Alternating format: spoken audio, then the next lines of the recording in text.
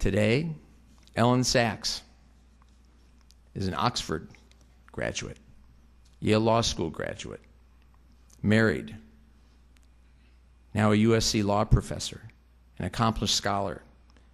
But while she writes and teaches, she sometimes has hallucinations, because for the past 30 years, she's had schizophrenia. And Dr. Malmud Cohen has written 9 books since the time 14 years ago when he was given only 4 to 5 years to live because he was diagnosed with Lou Gehrig's disease, and he wrote the last 5 books with advanced technology by using only his eyes. And Chris Burke, a young man from a New Jersey suburb, ends up playing the starring role in a television series called Life Goes On that was on ABC for 5 years. And then after that, he becomes a motivational speaker at businesses. And he has Down syndrome. And Andrea Friedman, the young woman who played opposite Chris Burke in that television series, where they eventually get married, drives to work in her car every day at the law firm across the street from my office, and banks where I bank. And when I see her in line for the teller, she says to me, "Send my regards to Danielle," whom Andrea met when Danielle was in the 5th grade.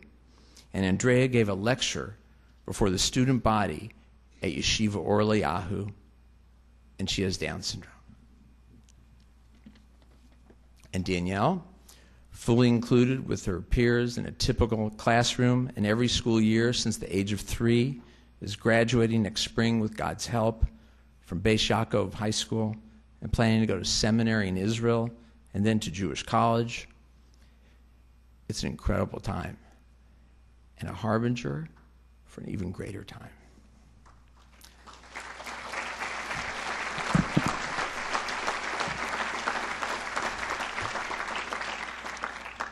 One day soon, you will be invited to a home, Pico Robertson or Beverlywood, for a Sabbath evening meal with a newly married couple, one of whom may have Down syndrome and the other cerebral palsy, and you'll be able to listen to Kiddush, the melody of Eishes Chayil, and perhaps the blessing of Ephraim and Menashe. And one day soon, you'll visit a Jewish school, North Hollywood or Hancock Park, and not only see students with special needs learning in a typical classroom, but also teachers with special needs teaching in the classroom.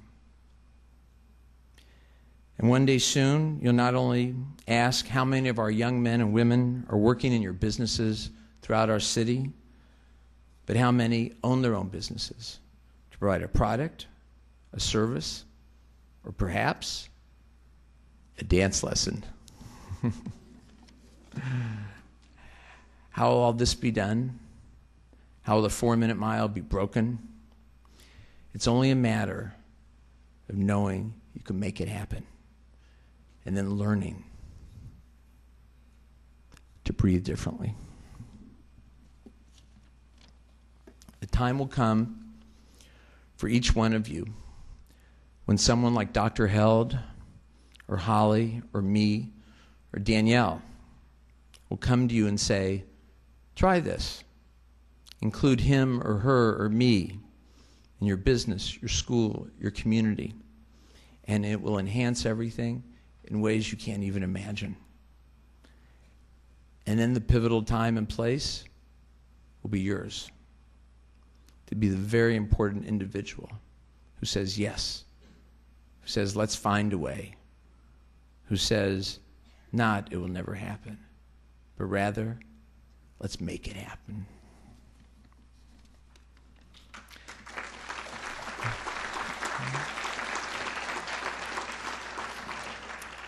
Take the message not only to our schools in the Valley, in West LA, in Hancock Park, but also to colleges in Boston, yeshivas in Baltimore, seminaries in Brooklyn, to communities in Tel Aviv and Haifa, and to the heart of Jerusalem, and imbue everyone with the infinite hope that Holly and I were searching so desperately for almost 17 years ago.